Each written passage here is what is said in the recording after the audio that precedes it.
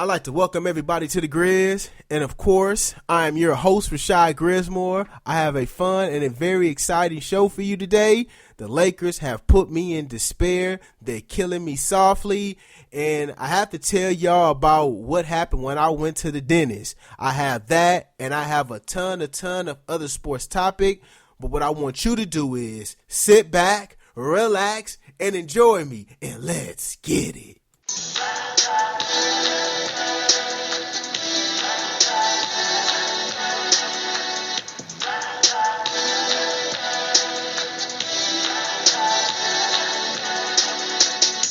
Thank you, everyone out there, for tuning in to me, the Griz, however it is that you are tuning in. So we're going to go on and get started. Kathryn Smith hired by the Bills as NFL's first full-time female coach. The Buffalo Bills made history Wednesday by hiring the NFL's first female full-time coach named Kathryn Smith as a special teams quality control coach. Smith served as an administrative assistant to head coach Rex Ryan this season after working 12 years for the New York Jets, included the final 6 with Ryan as the Jets head coach. Smith joined the Jets in 2003 as a game day special events intern before being named a college scouting intern in 2005 and a player personal assistant in 2007. She became the assistant to Rex Ryan in 2014. You know what?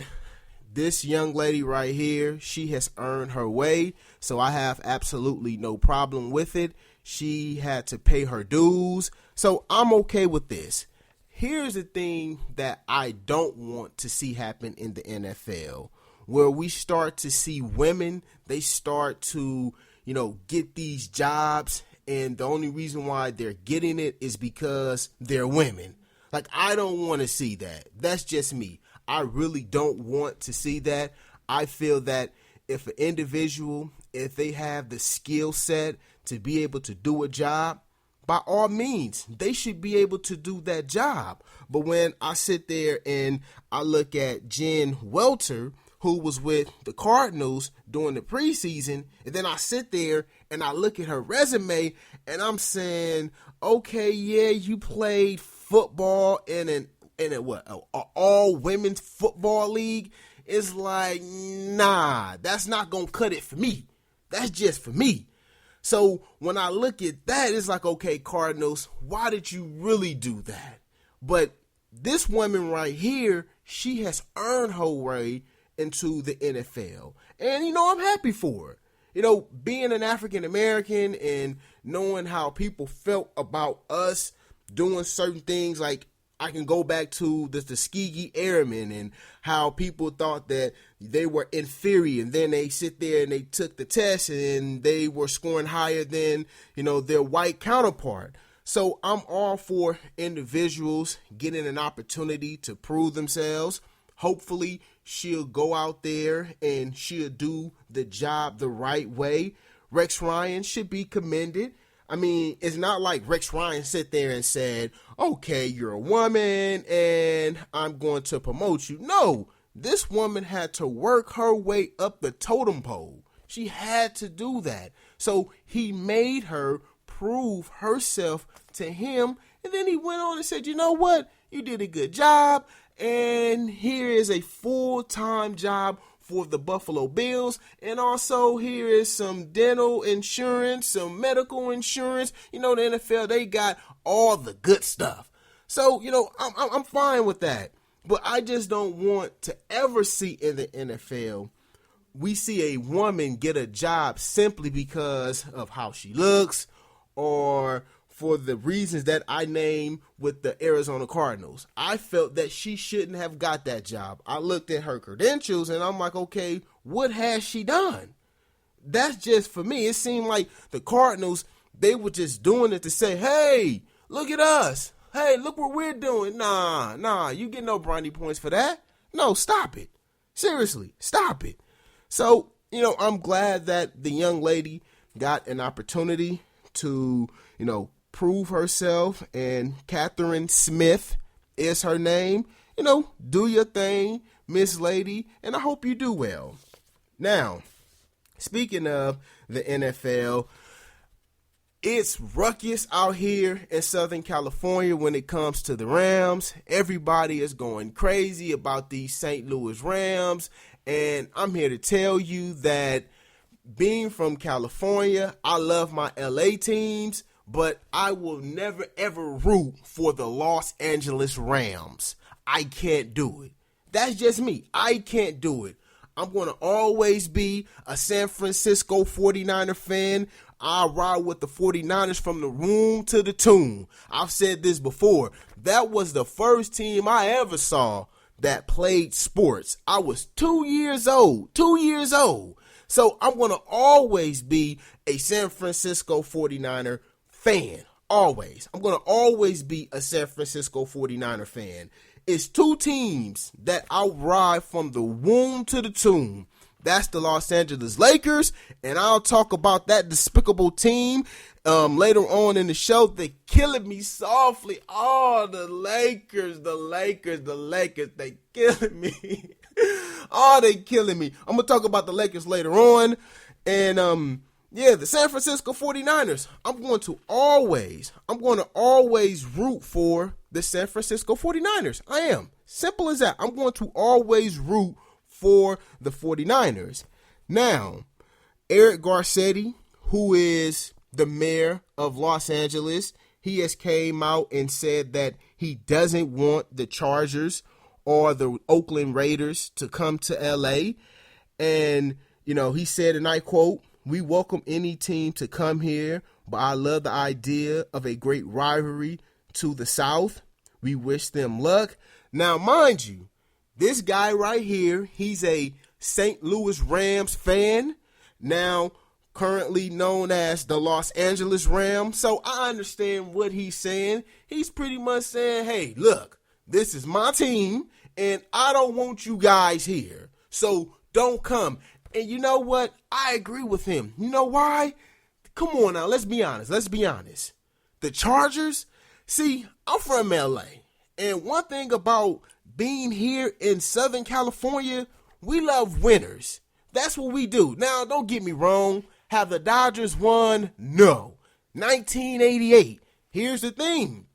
At least they have won a World Series. They have won one. They've won a few here in Southern California. So, yes, they're winners when you look at it from that standpoint. Now, since 1988, they've been losers. The Los Angeles Lakers, they suck right now. History-wise, we're the creme de la creme. You look at the Angels in Orange County, they have a World Series.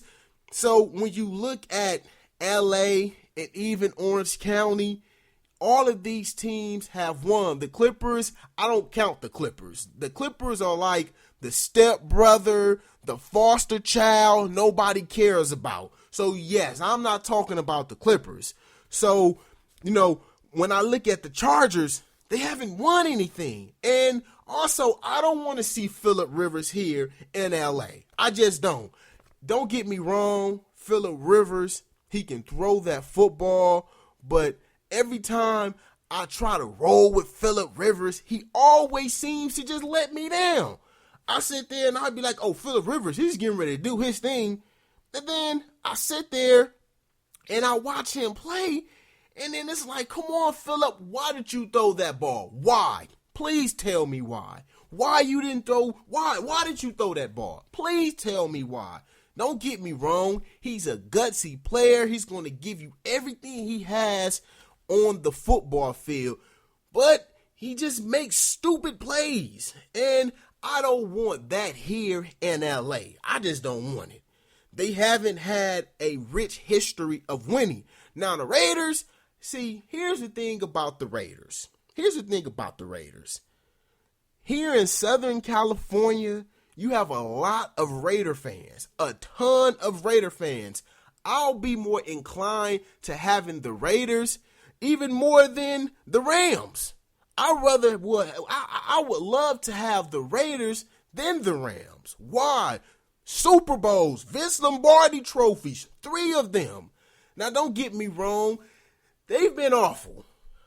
But when you sit there and you look at the young nucleus that they have, Amari Cooper, Carr, when you look at that tandem, it seems like they're on the right path. Who knows? Seriously, who knows about the Raiders? I would rather see the Raiders here in Southern California than the LA Rams. That's just me. That's just me. Now, when you look at the stadium is in Inglewood, California. Now, Inglewood is predominantly a black town, a black city, one of the only few cities in Los Angeles, LA County, where black people are predominantly the individuals, that make up the sector. And Inglewood, it's a beautiful city with beautiful women. Fellas, if you ever come to LA, go to Inglewood. You're going to see yourself some fine women. Trust and believe me that. Trust and believe me. But I understand what, the mayor's talking about. I understand that. He's a lifetime long Rams fan, and he wants that team here in LA. I understand that.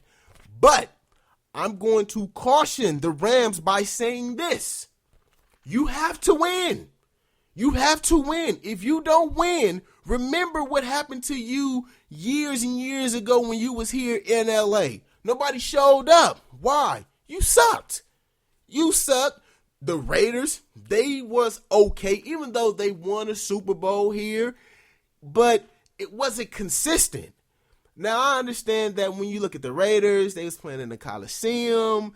I understand that. But they have to win, and they have to do it big. They have to. Why? This is LA, baby. We can do any and everything here. We can.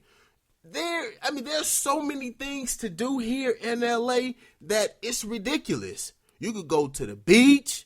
You can go bowling.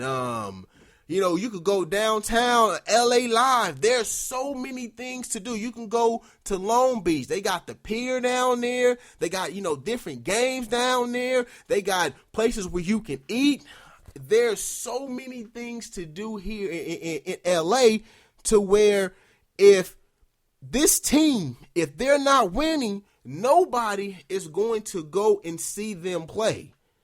Why? We have the Dodgers, we have the Lakers, and also we have survived. We've done well knowing that we don't have an NFL team.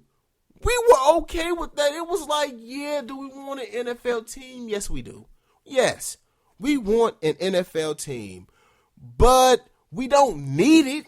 We don't. We got the Lakers. We have the Dodgers. Yes, I keep on saying the Dodgers for a long time, long time. The Dodgers were kings here in LA. Now, recently, since, the Lakers have put together so many championships, the Lakers have circumvented the Dodgers. But those two organizations, they're LA. So if the Rams, if they want to get to that level, if they want to reach that level, they have to win. Simple as that. They have to win in a big way. There's only so many times that we're going to sit back and say, okay, they're losing. We're okay with that. You have the honeymoon stage. Yeah, it's okay. It's okay. Sooner rather than later, we're going to be like, okay, yeah, you need to win. Seriously, you need to win now. So Stan Kroenke, you need to do your job. I've looked at some of, he's a billionaire. He has all this money. But when you look at, the teams that he owns, they don't do well. So that's kind of scaring me. Now, for me, I'm going to root for the Rams. I am. Why? I'm from LA. But when they go up against my San Francisco 49ers, no. Hell nah. That's my team. From the womb to the tomb. However, I do want the Rams to win. I just do.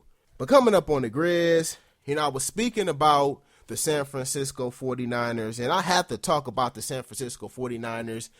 They have a new coach, and I don't know if it's going to work. Chip Kelly. So I'm going to talk about that next here on The Griz.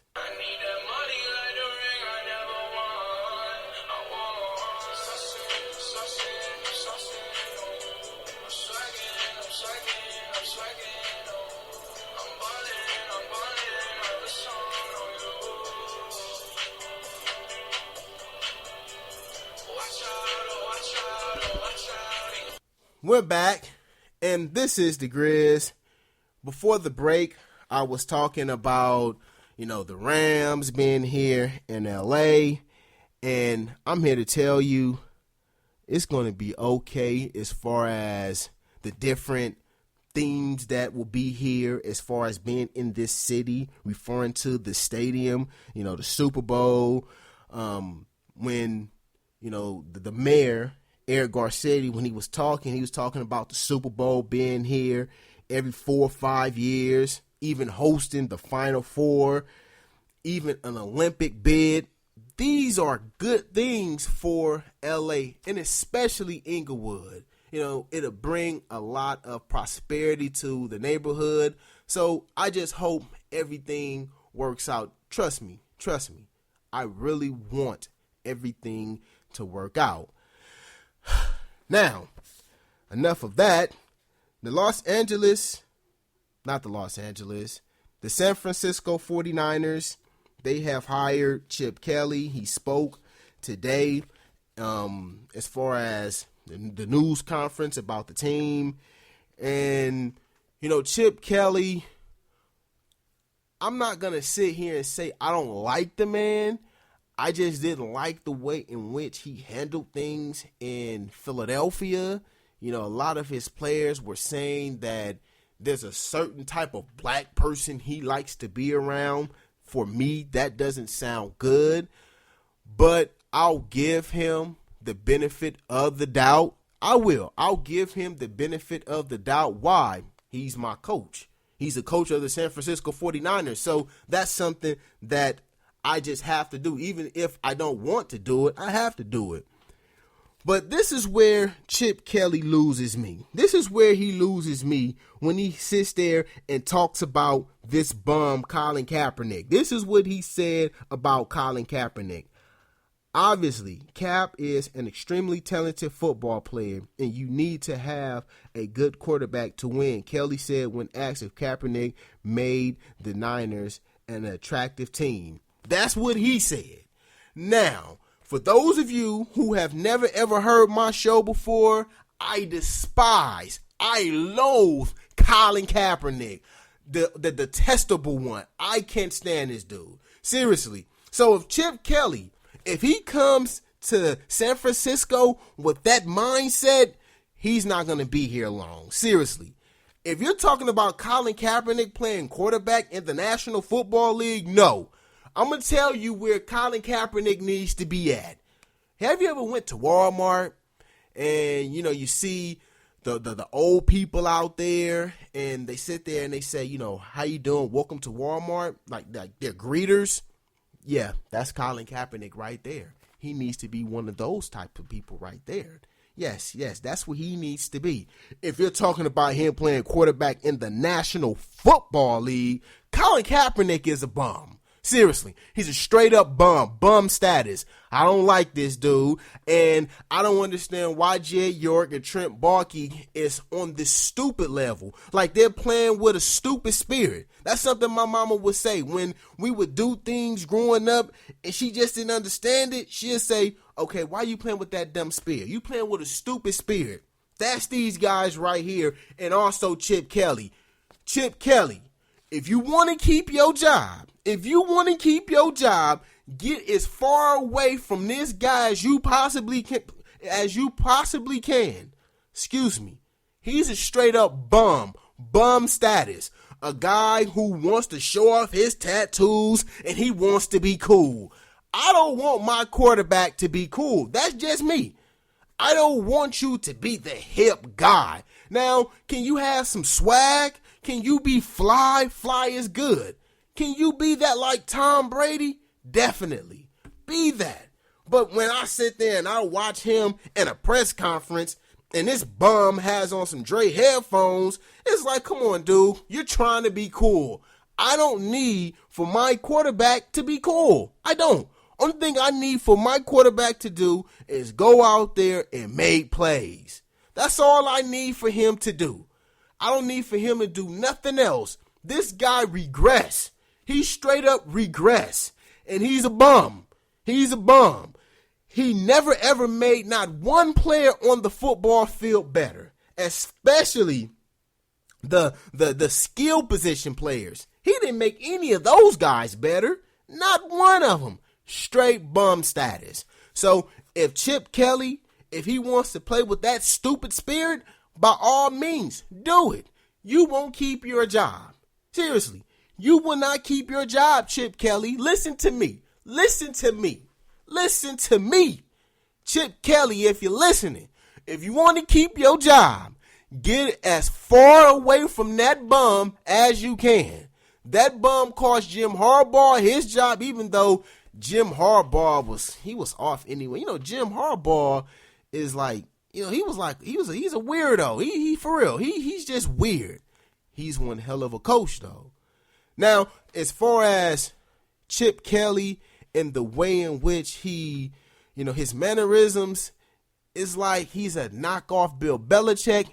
But one thing that I did like when I heard him speak, he doesn't want to have anything to do with player personnel. See, he got humbled. That man got humbled. See, he came into the NFL thinking, oh, this is nothing. I can do this. This is like Oregon. Nah, this ain't Oregon. Nah, this is the National Football League. Not for very long. Ask Jerry Glanville about that one. He'll tell you. This is the National Football League. Not for very long. So he came in here thinking that, oh, I can do whatever I want to do. And quickly found out, nah, you can't do that. You can't do that here in the National Football League. No, you can't do that. There's certain things that you have to do. And now he understands that. Now, Trent Baalke, I'm not a fan of Trent Baalke. Trent Baalke doesn't know how to draft offensive players. Defensively wise, yeah, he's okay. But offensively wise, he's a bum too.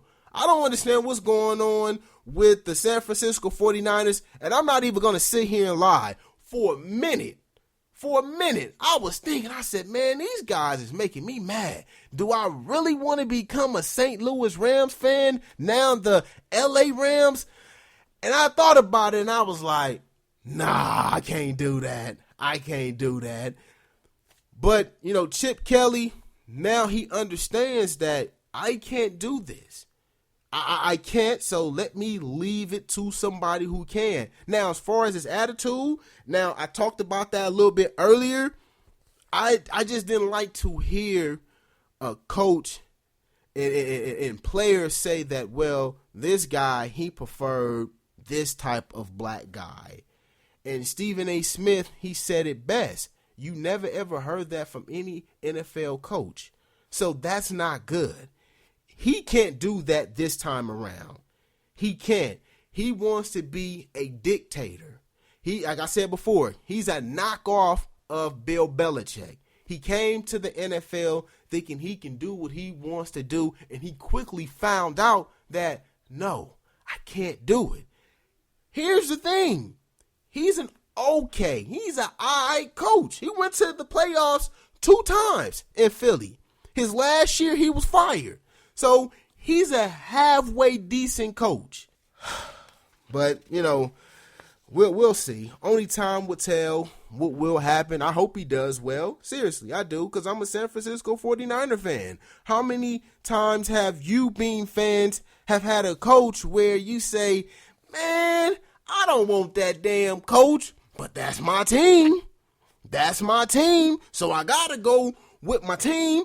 And if that means that I have to sit there and swallow my tongue and root for this coach to be successful, by all means, I'll do it. The same thing with players. You'll sit there and you'll root for a player knowing that you don't like the player, but the only reason why you're rooting for that player is because that player is with your team. I despise, and I talk about this all the time, I despise Luke Walton when he played with the Lakers. I despise Sasa Vujacic when he played with the Lakers. I hated Luke Walton. I hated him. I hated Luke Walton. But I wanted that guy to succeed. Why? If he succeeds, then the Lakers succeed. If he doesn't succeed, then the Lakers will still succeed. But I wanted him to succeed because I knew that he would benefit the Lakers. So it's the same thing with coaches. And like I said before, he got humbled. He got humbled in the NFL. Now, I love to box. I've told you before, I box, not professionally, not even amateurly. I go in the boxing gym and I spar with some of the guys, and I get my little Muhammad Ali on, and I'm sticking and moving, floating like a butterfly, stinging like a bee. Seriously, that's what I do in the ring. I can do what Muhammad Ali can do. Yes, I can go.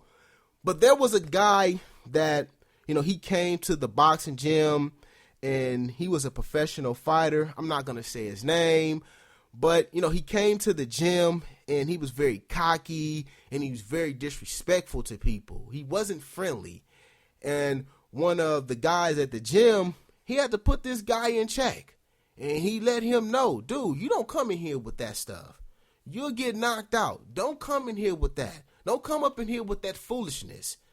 Don't do that. In the words of my grandmama, I ain't apt to being worried, which means I don't have time for foolishness.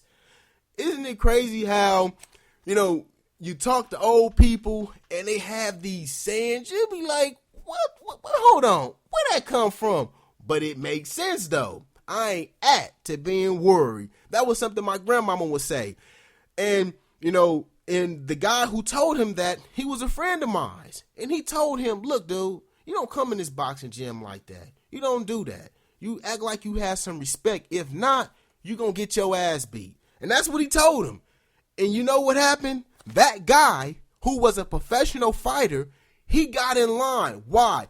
He had to get checked. He had to understand that there's certain things that you do when you come to a boxing gym. You don't come into a boxing gym and be disrespectful and thinking that you can do what you want to do and there's no consequences and repercussions. No, you don't do that.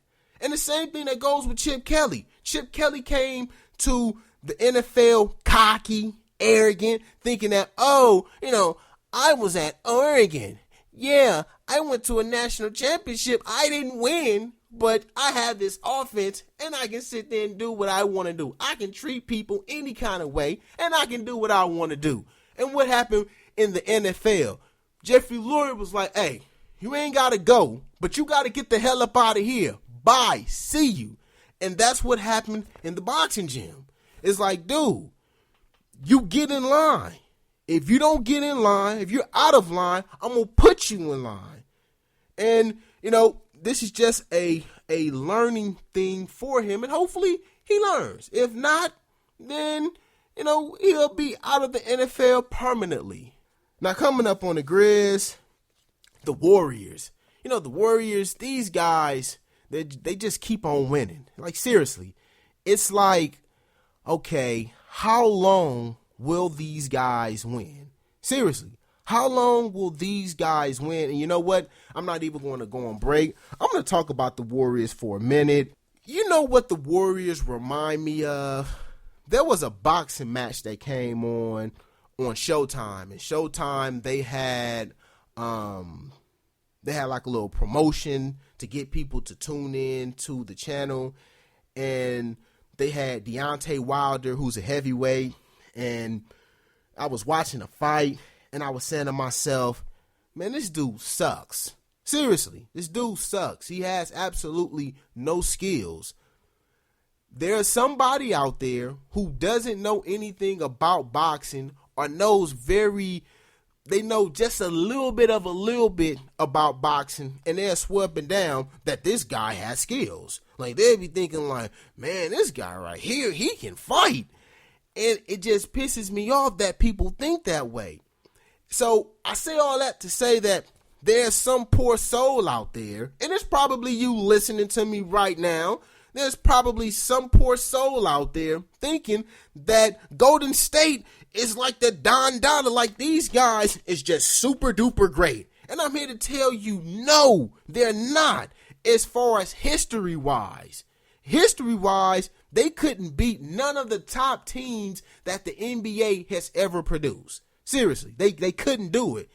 However, in this NBA, they're the best.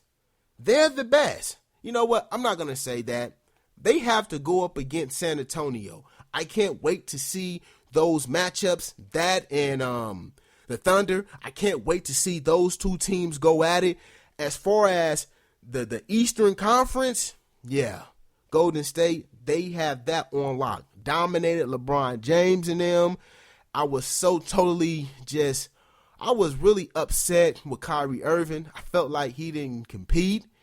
I felt Steph Curry, he took the fight to him, let him know that, you know what, I'm the MVP. You're nothing. You're beneath me. And that's the mindset that they play with. They played like, you know what, you can't touch me. There's nothing that you can do. There's nothing that you can say that will stop me from whooping your behind.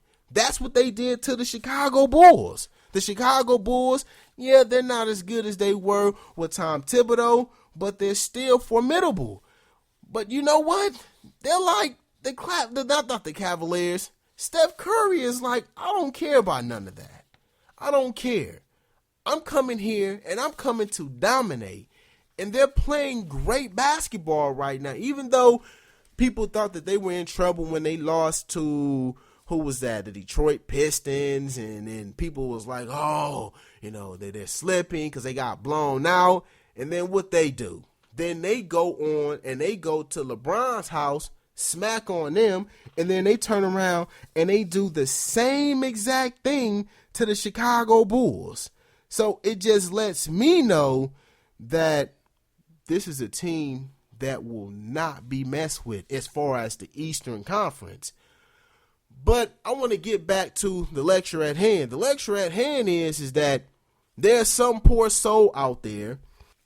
There's some poor soul out there who is going to think that, man, this is the greatest basketball team ever. Yes, they did for real. That's what people are going to think. This is the greatest basketball team ever. They can beat Michael Jordan's Bulls, Magic Johnson's Lakers, Shaq and Kobe's Lakers, Bird and McHale's Celtics. They can beat these guys, Olajuwon's Houston Rockets. They can beat these guys. These guys are great. Stop it. Stop it. They're good for this era. For this era alone. Just like Deontay Wilder. I'm watching this guy and I'm saying, wow, this guy is a bum. He can't fight. You know why? If he would have went in the ring, if he would have fought, say, Mike Tyson, and I'm not even talking about Ali, I'm talking about, you know, the triplets in the 90s, Tyson, Lennox Lewis, Evander Holyfield, those guys knock him out within the first round. I'm watching him fight, and I'm like, okay, this guy, he can't throw a hook. Okay, he's fighting a left-handed fighter, a southpaw. Why is his stance like that? Doesn't know how to slip punches. It's like, okay, he's very limited as to what he can do. His defense, he has no defense. He doesn't know how to shoulder roll. He doesn't know how to dip. He doesn't know how to rock and roll. He doesn't have any defensive concept. So when he goes up against somebody who can actually fight, he's going to get knocked out. The same thing with Golden State. Now, today's NBA, you don't have guys who can sit there and play in the post. That's how you beat a team like this. That's how you do it. Yeah, they can shoot 3-point shots. What's the old saying? You live by the 3-point shot, you die by it. I don't care how great of a 3-point shooting team you are, you're going to have laws where you don't make them. Now, they really don't have them a lot, but trust and believe me, they have them. but you have to be able to make these guys pay for it. There's no team out there that can make these guys pay for it. Why? Every team out there mirrors them. They do what they do better than everyone else. There's only one team out there that will give them a run for their money, and that's the San Antonio Spurs. Kevin Durant and Russell Westbrook, I don't know.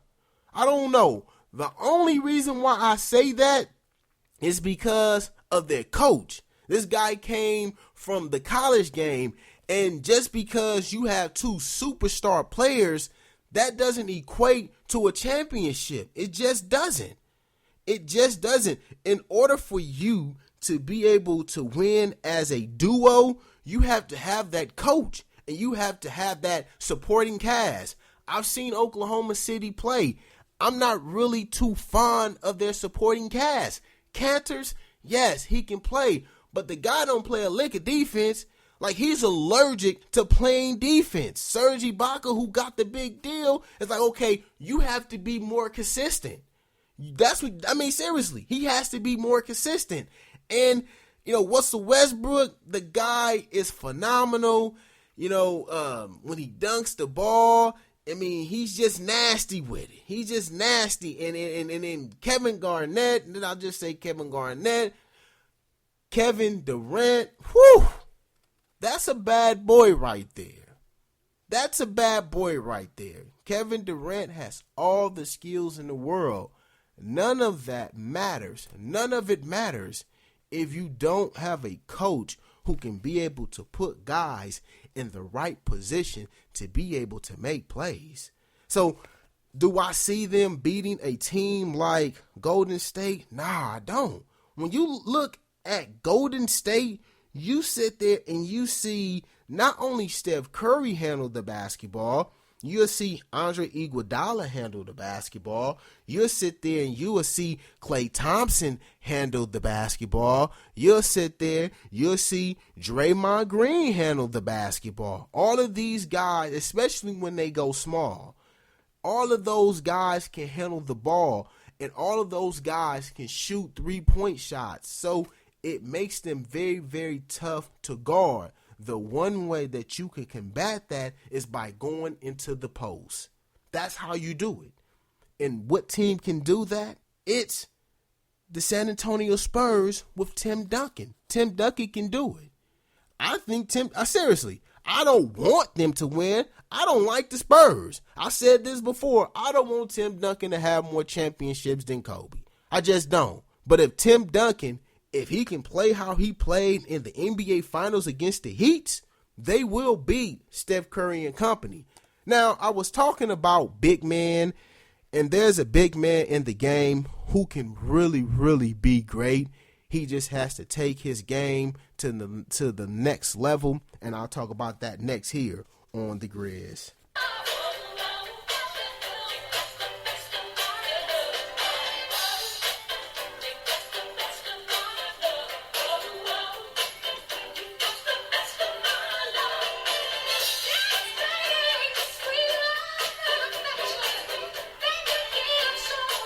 We're back, and this is the Griz.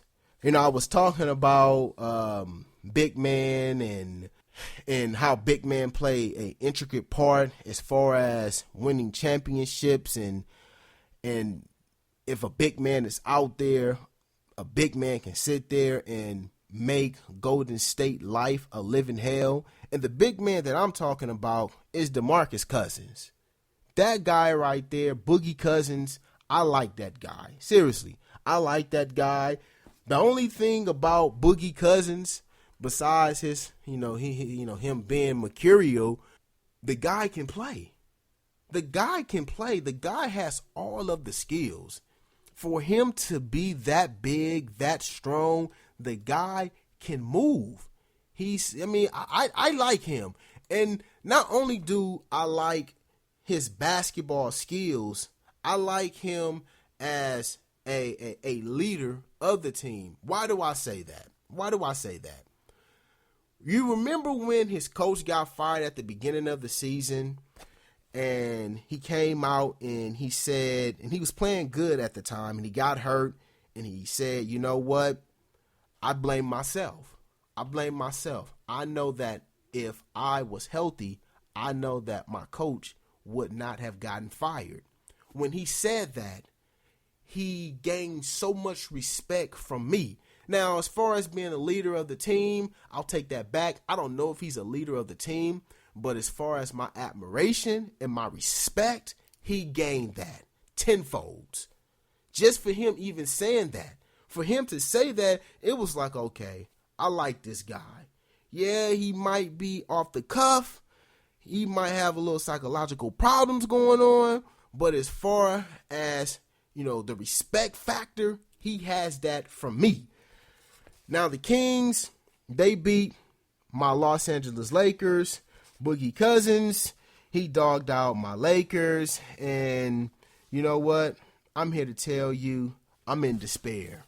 Seriously, I'm in despair with the Los Angeles Lakers. It's hurt my heart. Y'all just don't understand it. There's a lot of Laker haters out there, and I know the Laker haters, I know that they're feeling this. I know that they're loving this. Even out here in LA, there's a lot of Laker haters out here. I see them and they say, oh, F the Lakers, and what about your Lakers? Your Lakers ain't nothing. Kobe Bryant, he's a black mamba. Nah, he ain't the black mamba. He's a water snake. Just all type of, just engaging in hyperbole. Just pissing me off. I'm in despair. Seriously, I'm in despair when it comes to the Lakers. I sit there and I watch Sportsnet with James Worthy, and, they always have another guest on there, whether it be Michael Cooper or Robert Horry, Antoine Jameson, AC Green. They have different guys in studio. And when I start to hear these guys start saying, well, the Lakers, they didn't get blown out. They got beat by 4 points, and they're happy about that. That makes me fall into despair. Seriously, it makes me feel bad. The Lakers are awful. What? They don't even have 10 victories. What? We're talking about the Los Angeles Lakers. The Los Angeles Lakers, they're done as of right now. And it hurts my heart. Now I understand how Clipper fans feel. I understand. Seriously, I understand to watch a game and hope and pray that your team don't get blown out the water. The Lakers' last 4 games, they have been beaten by an average of 17 points. They have lost 6 straight games to the Sacramento Queens. Come on. Seriously, come on. I don't understand it. I just don't. And please, people, I want people to understand this. Right now, I'm a little upset, as you can hear in my voice. So I might say some things that I don't mean, but I really mean. You know how when you get upset at somebody, you say things that you wish you never said, but at the time you were just upset and you just said it? That's going to be me right now. So please forgive me of the things that I'm getting ready to utter right now about these sorry ass Lakers. They're pissing me off. Seriously, Kobe Bryant, I need Mr. Bean. I need for him to sit down. Seriously, I need for Kobe Bryant to sit down. I love me some Kobe, one of the greatest players that the game has ever seen, but he don't have it no more. He just don't have it. He don't have it anymore. I wish he did, but he don't. It's sad for me to continuously see him go out there and play just a few minutes, and then it's a wrap. Why?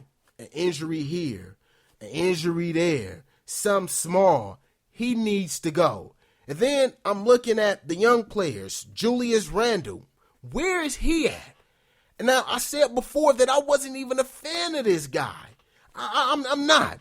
I sit there, I was watching the game yesterday with my girl. My girl was watching the game and Julius Randle did some old nasty looking, funny, buddy looking shot. And she was like, what is that? I said, yeah, it look nasty, huh? She was like, yeah. I said, he always do that. Where's his skill set? Where? I don't know. I just don't know. D'Angelo Russell slower than molasses. I mean, he plays like he's older than Methuselah. It's like, come on, dude. Put a little bit more pep in your step, man. Go up against these guards, man. Show them why you was a number 2 pick in the draft. Do something. Show me something. Please show me something. And then Byron Scott. Man, what's going on? Seriously. I just don't know. I mean, I want the man to succeed because he's from my hometown of Inglewood, California. He's from my hometown. Inglewood, always up to no good. That's where we from. But man, he's making it hard for me to sit there and continue to have his back. And the team is looking like straight up crap. It's hard. I'm tired of every time the Lakers, when they call a timeout and then they have the ball in their hand, they take a bad shot or they turn the ball over. That's bad coaching. I'm looking at the offense and I'm like, okay, why is the ball not moving? I continuously hear him talk about, we're a defensive team and, we're going to do this on defense and we're going to do that. And then I watch the game and I see them get beat by like 20 points. Where's the defense? Where's this defense that you was preaching on? I don't see it. Somebody please tell me. I don't see it. And then hold up. That's just not them. I'm talking about the front office too. That old bum Mitch Kupchak. Come on.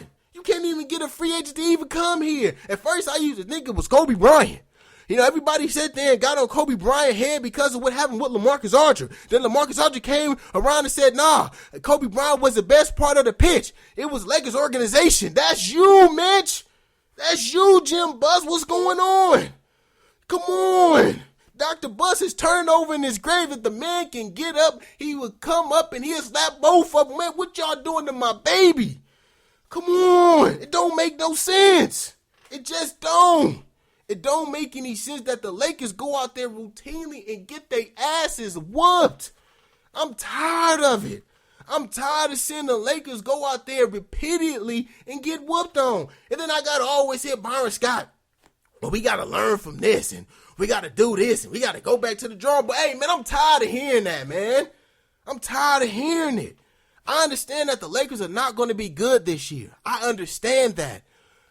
But it's like, dude, I wasn't expecting for them to look like that. We're making jokes about the Lakers being crappy. Like the Lakers are the butt of all the jokes in the sports world.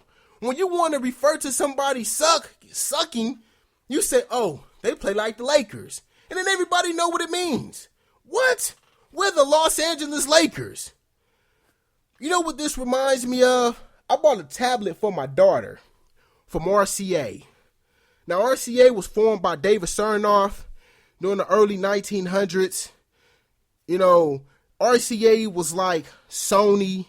It was like Apple. They were the cream of the crop when it came to the communications world, the telecommunications world.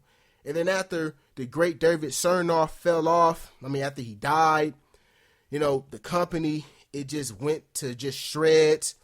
So, yeah, I sit there and I bought this tablet for my daughter. And I bought it maybe a day before Black Friday or something like that. And last week, the tablet, it messed up. So I called RCA and I said, this tablet is not working anymore. You know what they told me? Well, what we need for you to do is go online and fill out the paperwork, and then we'll get back to you in 1 to 2 days. Beg your pardon? Are you serious about that? So I gotta wait for you to let me know something? What? Sony, they don't do that. Where they do that at? I know David Sarnoff is rolling over in his grave to know that the company that he started, they're practicing. That's their business structure. That's not good. It's not good. That's the Los Angeles Lakers. That's how the Lakers are acting right now. What? Oh, man.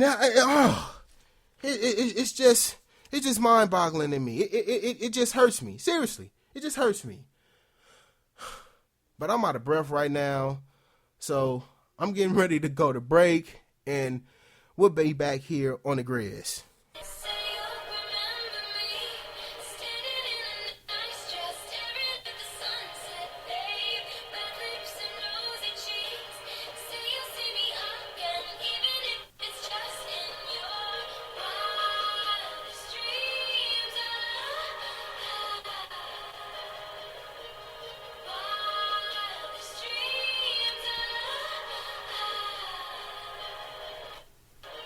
We're back, and this is the Griz.